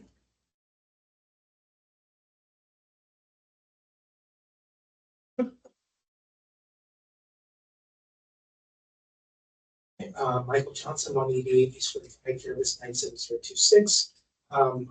Just in their presentation there, and all I'm hearing is a lot of what I've heard over the years that we in this town is passing the buck. This does feel like something I thought for a long time that they need to do something with that space there in front of the high school. They don't want to do it now, and I'm thinking, another 15, 20 years when it becomes absolutely necessary, we're going to have the school coming back to us with the pockets turned out like, hey, we're out of money again. We need more money to put in a sidewalk. But some of us will remember, hey, we talked about this 20 years ago, and they said we didn't want to do it. So, talking about the, safety of the kids, like when I was in high school not that long ago, it's like, by the time you're in high school, you should have a pretty good idea how to navigate. Whether it's in the parking lot or it's crossing streets. I'd even say middle school kids, like, as I might be in middle school, I had to handle crosswalk, I had to handle traffic coming and looking both ways before I cross the street, just out there. And then another point I remember them talking about the trees. They already admitted that the trees are causing damage to the parking lot. If they are already causing damage, then maybe it's time for them to come down, or if we're going to take them down, I just won't do this project over there. Thank you. Thank you, Michael. Does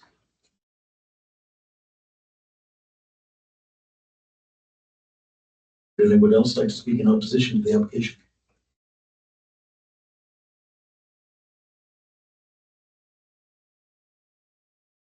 Is there anyone who would like to speak neither for nor against the application, being neutral?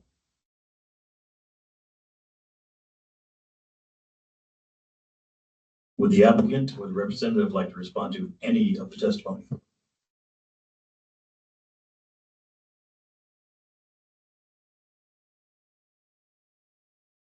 Do any of the counselors have clarifying questions for the staff now?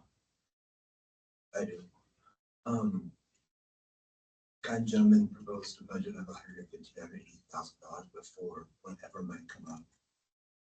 Holly mentioned that the same amount of cost sidewalk in front of a house. Those things are in dire conflict with each other. I'm wondering why we have such variance, if you have any ideas why. I'll defer to the city engineer on that one, sir. Hi. Morning. Give up the word.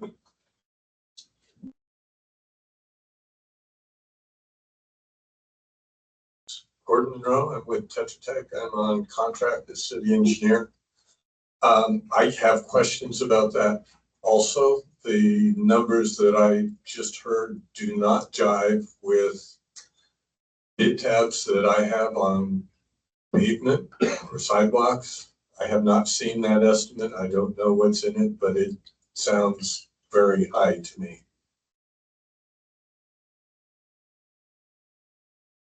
So would they need to get a new survey to put an extra sidewalk in? I don't know what survey they did. I would be surprised if they didn't have a survey of their frontage, but they may not have. I don't know. And to clarify, we're not talking about an added sidewalk. It's actually Right. just 2 foot extension in the asphalt. Just, yeah. And there were other comments that I had if you weren't being made. Oh, let me open the door for you. Do you have anything else you'd like to tell us about this? Yes. So we did hear a lot about safety. And I happened to go look at the Federal Highway Administration's residential guide for creating safer communities for walking and biking. So it's about a 200-page document that they've put together. And I'll just go over some of the basic tenets of safe pedestrian facilities. One of them is continuous facilities. That would be sidewalks or trails. It's access to destinations. And it's enough space. So meaning, a 3 feet sidewalk is small, standard is 5. So having enough space is also one of the tenets. And I looked through this And I could not find anywhere where it says sidewalks are unsafe or that it encourages mid-block crossings. I think mid-block crossings of pedestrians is a human condition, not a condition of having a sidewalk or not having a sidewalk. I couldn't find anything that supported that. So what all the safety recommendations are is provide a separate walking space for pedestrians that is safer. I would be interested in hearing the city's attorney's definition of the Nolan and Dolan. But the nexus on this is their frontage. It's standard to put public improvements across the frontage. I think Nolan and Dolan was talking about improvements that were being required other than that. One of them was a trail down by a creek. Our city It was attorney. the Willamette River, but yes. Yes, okay, a big creek. Yeah, and the rough proportionality, the cost of a sidewalk in front of your improvement is standard, even for a single family home. And I'm not sure exactly how large the bond issue here is, but it's quite large compared to 2 feet of asphalt. So I'm not sure that the proportionality stands up. And I'm not sure that it's going to impact the trees. They're good 10, 15 feet away. And there's not a whole lot of work that would need to be done on the excavation. So those are some of the things that I was looking at. I would also say there was a lot of talk about a sidewalk to nowhere, but this is a standard for development. You do a development, you take your street, your sidewalk, your water, your sewer, your storm drainage, your power to the end of your lot. Doesn't matter if there's nothing there. There's another lot there that eventually could develop. And that's the intent of that requirement in your code, so that it's there so the next lot can develop. So that is a standard. So saying a sidewalk to nowhere, that's just development. That's how development happens. You're doing it with the intent that something else will happen later on. And in this case, there's a potential commercial development there that could be, hiring a lot of people. And so people could be walking there just to work. We don't know that. So those are some of the main things that I wanted to say. I would not have expected the safe routes to school to talk about it because the kids aren't coming from that direction. This is a public development. So I'm open to any other questions. Question for staff in general. In the packet, I believe it said that there was one of the reasons why they recommended not changing the decision was they didn't actually have, I think it's maybe Holly may have said it. We have actually numbers of how much it would cost. Is it true to say we just got that $150,000, $180,000 estimate today, as in like an hour ago or 30 minutes ago? At the same time. Okay, cool. And we don't have the details of it. I understand. Thank you.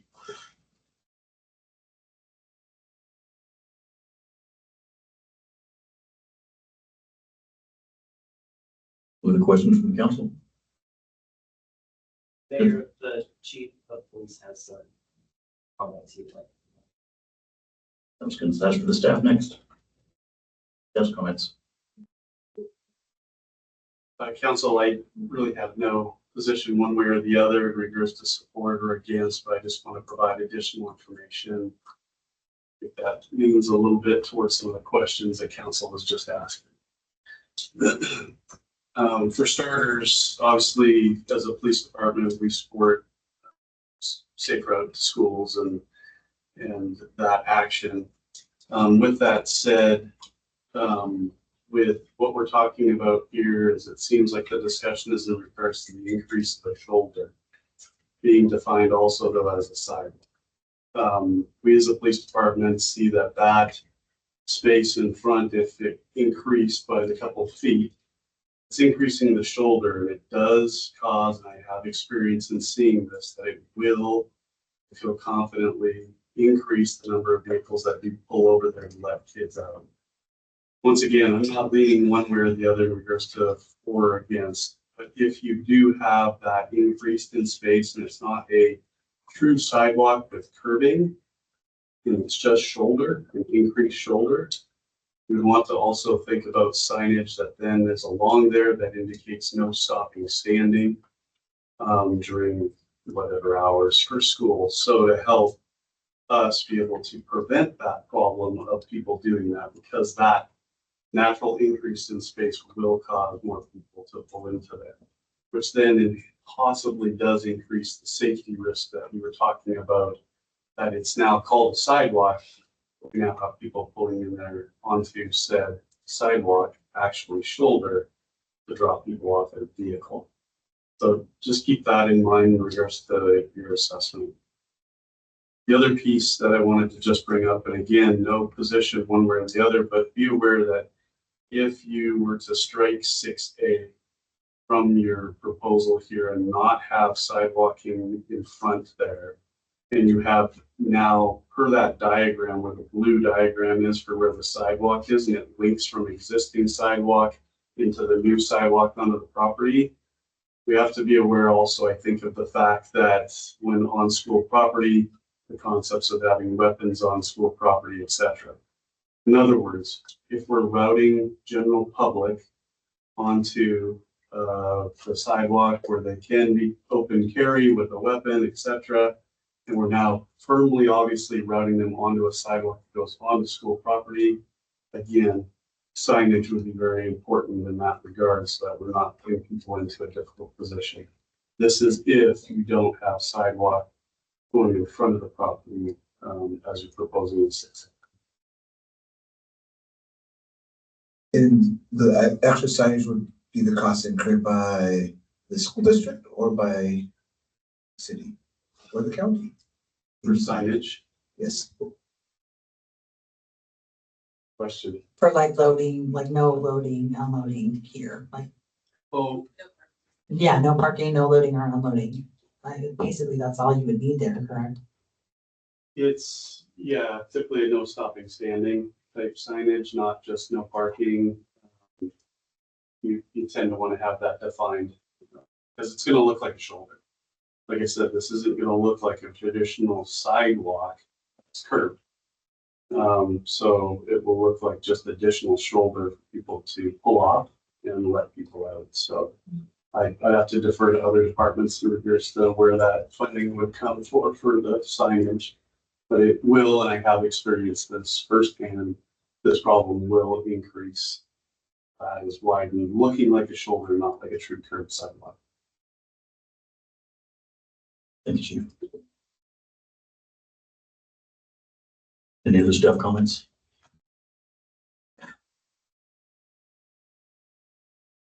Just for the record, Mayor and Council, I just want to note that one of the signatories to the Green Columbia Bus Company letter that was received this evening was Diana March, who was on the council. Doesn't create any actual conflicts, but just want to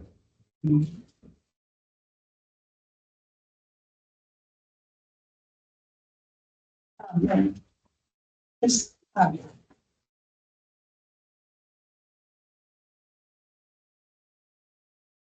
get one final point from staff, and that is that, we spent a great deal of time working with partner agencies and staff, and felt like we came up with the least invasive, least cost solution here to accomplish that activity. At the end of the day, staff believes that the development code grants the city engineer the authority to approve modified cross sections, but the development code does not authorize the city engineer to completely waive standards. And that is the reason that we're here in front of the city council this evening. Staff has gone as far as they can, but we don't have the authority to waive requirements. That is why we're here. Thank you. Thank you, Ollie.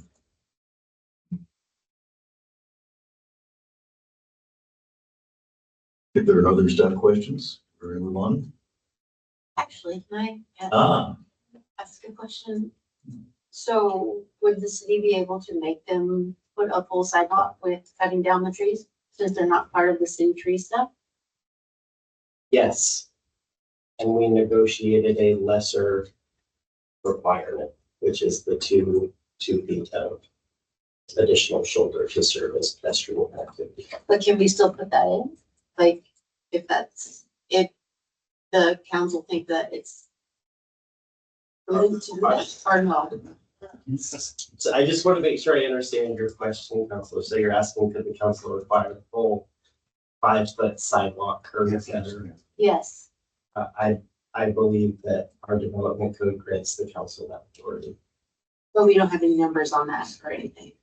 We don't even have numbers on what a 2-foot thing would do. Correct. So can we like continue this so that we can't? I'm waiting for that to come up.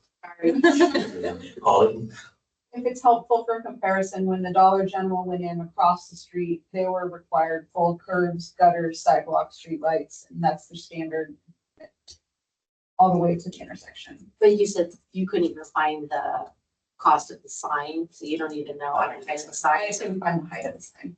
But would you be able to find the cost of the? I don't know. Yeah. And we don't necessarily receive that information if That's all. we're not arguing about it. That's sort of their information unless there's a pertinent piece of information to share.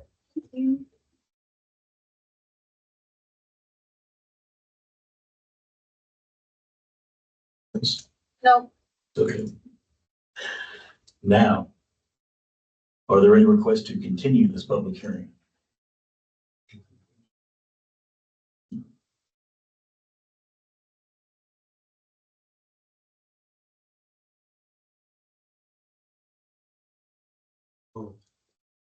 You may discuss anything you wish, yes, on this. Correct? Not anything. Well, no, correct. No, It's discussed continuation. why wouldn't we want to know the numbers? You have to post public hearing for me.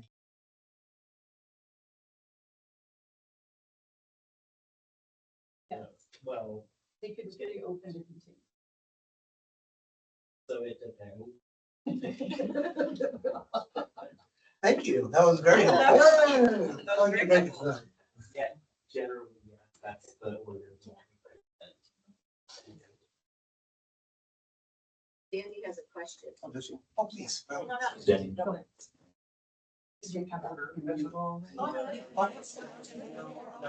There's, No, she can't?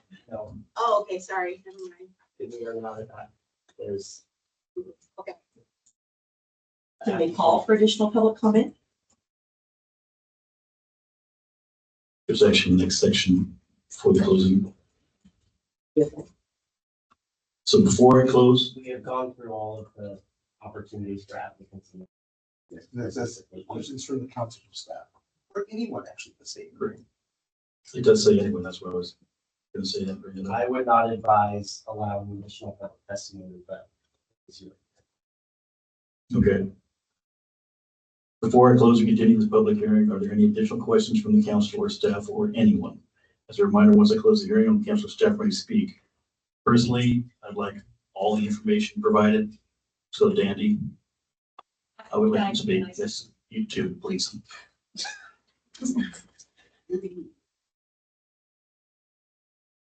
Jenny Jones, 9195 Portland Road, Northeast. I guess the question then would be, what is the district's timeline in being able to obtain permits?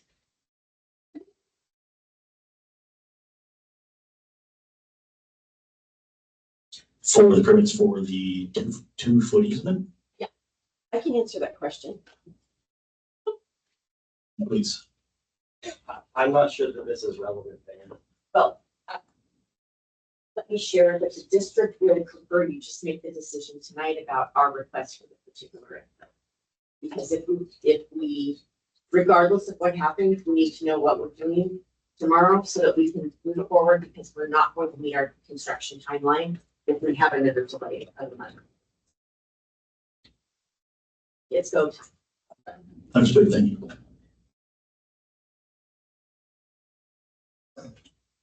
Was that also what you were gonna say prior? Okay. Public testimony is now closed. I will close the public hearing at 8:55 PM. I'll now entertain city council discussion on the application.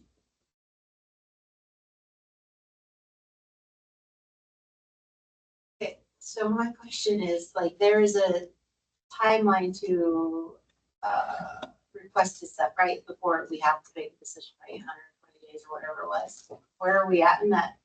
Or they have 120 days, correct? Where are we at in that? We're period? past, we're not. Oh, it's that's not even relevant relevant. timeline. Oh. Yeah, that's, we're making. We have already provided them the final decision on August 21st. So that was. So how much time do we have? 7 days? None. I don't know. I thought there was something in there. For new information? For the appeals, there's something, Make a decision. yeah. I thought there was extra time. So the appeal period for a council decision, if you were to render a decision tonight, would go to LUBA, and that would be 21 days is their standard appeal. So Are what you you're asking saying how is- much time from tonight could you continue the hearing? Yeah, I guess. Yes. Sure. How about that? Yes. We do a special meeting. I don't know when the application was received and all of that, We're okay with but that. we have lots of time. To continue. Yes. But the school is not to meet their contracts and their construction timeframes, so that's why she's. But within our development code procedures and the laws of land use, we do not have to make the final decisions. I kind of sit with Jesse, like, I'm like, why, well, I was not providing 2 more feet, giving the kids a little bit more room to dodge a car.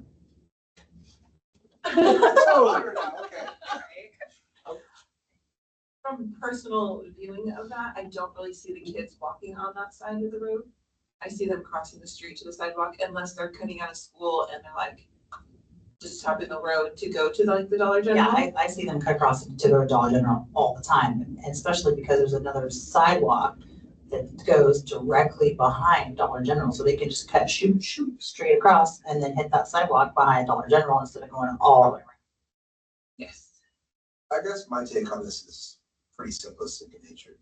From my understanding, anybody's welcome to correct me if I'm wrong, there was an attempt to find a compromise from the 5 foot, and this was the compromise that was signed upon. There's an appeal that came through because they thought it was disproportionately financially affecting them, but we weren't given any numbers until an hour ago. And then I'm told that we have to make a decision right now. There's no way I can rule in, like, I can't something for, like, it'd be very hard for me to rule in favor of overturning staff when the staff only got the numbers and have no ability to review.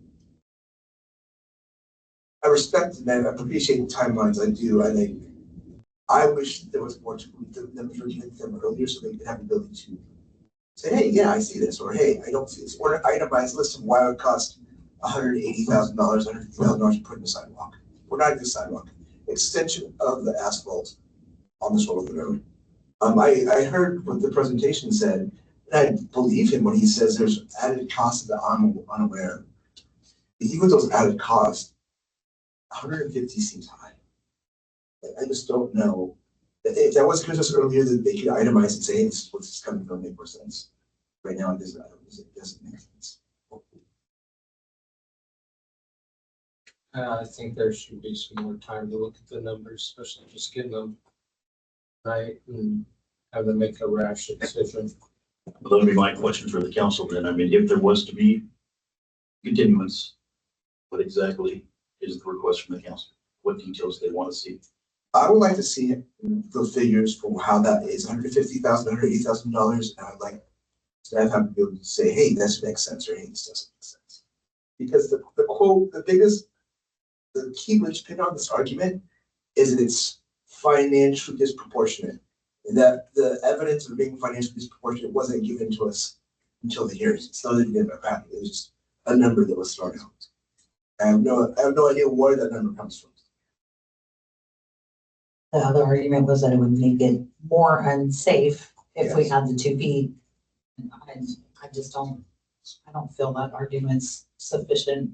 I feel personally that the 2 feet would give a little bit more room for bicycle traffic, since that's something that we're trying to promote as well.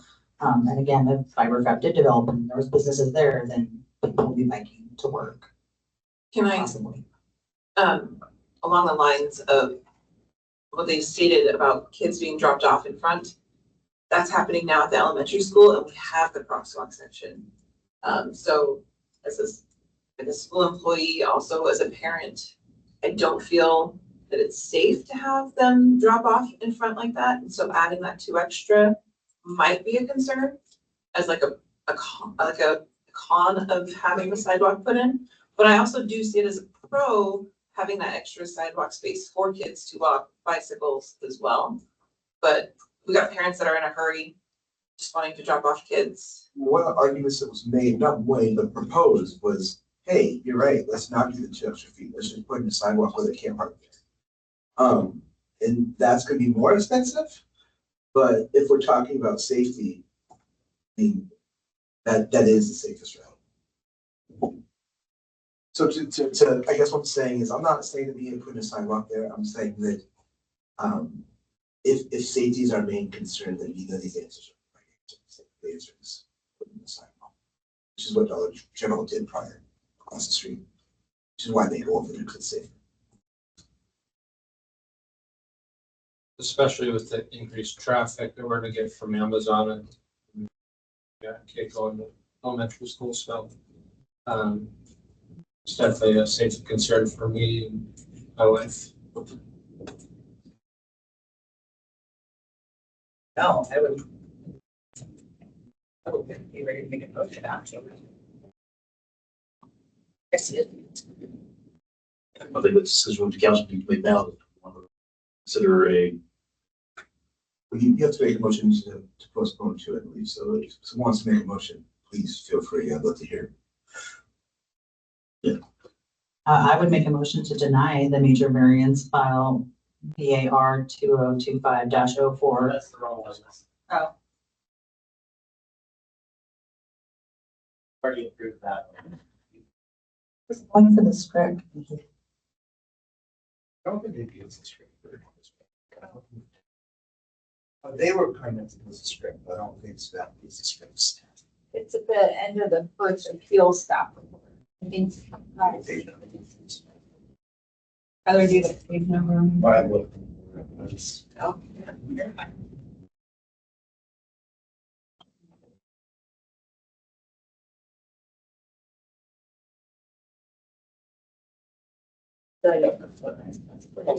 Yeah. It's not the. The little long.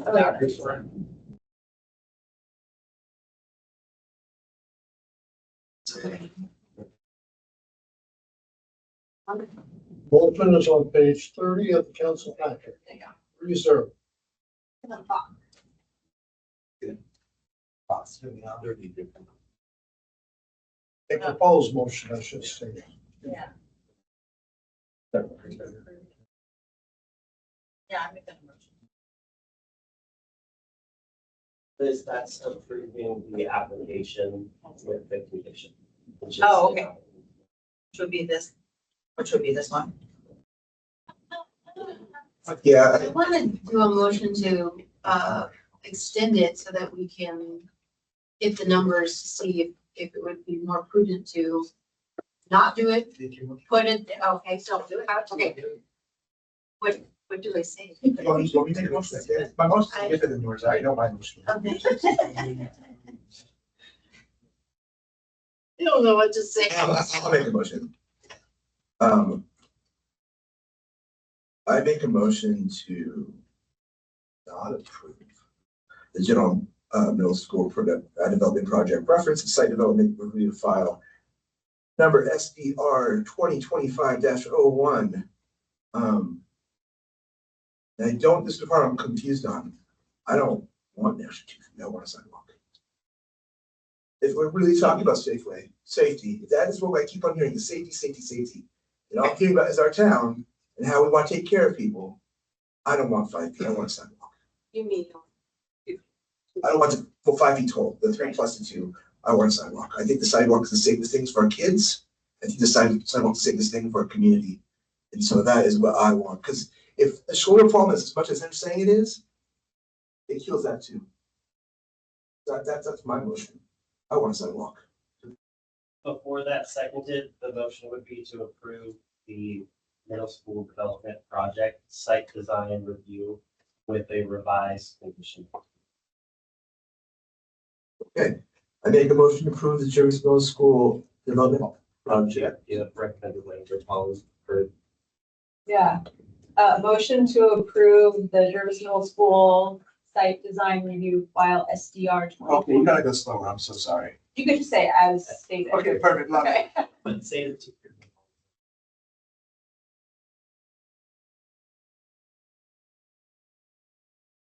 What I understand the counselor's intention to be, the motion might be motion to approve the Jervis Middle School Development Project Site Development Review File SDR 2025-01, adopting the findings and recommended conditions of approval included in the staff decision dated August 21, 2025, and the findings included in the staff appeal report dated September 4, 2025, with one revision, the revision being to strike condition of approval 6A requiring 2-foot extension of asphalt paving to the shoulder of the south side of Douglas Avenue, and instead requiring full street improvement frontage to include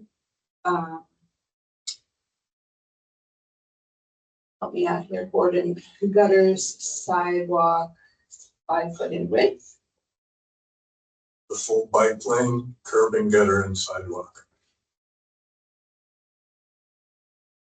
Was that the intended motion?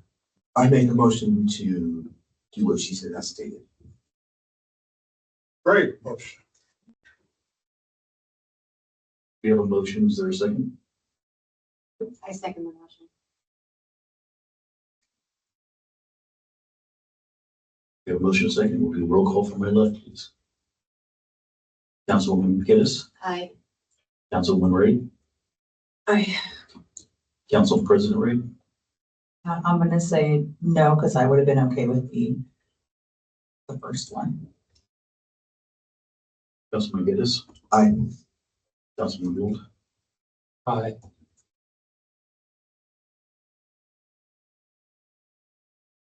4 ayes, 1 nay.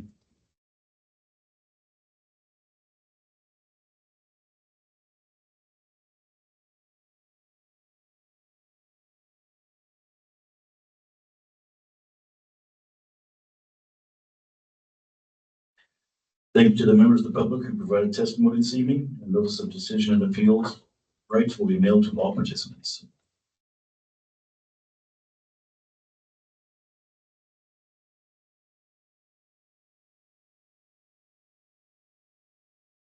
It's 5 minute recess.